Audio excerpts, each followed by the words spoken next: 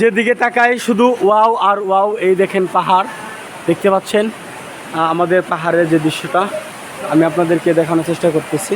এখানে কিন্তু আমাদের সাথে যে কুকুরটা দেখাইছিলাম ডগি, সে কিন্তু চলে আসছে। যা, আমাদের ডগিও কিন্তু চলে আসছে। দেখেন আমি তো ওকে বললাম চলে যা, সে কিন্তু চলে যাচ্ছে সামনের দিকে, সে আইগাইতেছে, আমরাও কিন্তু আইগাইতেছি। এই দেখেন পাহাড়, মানে এক কথায় মানে চোখ জোড়ানো জিনিস।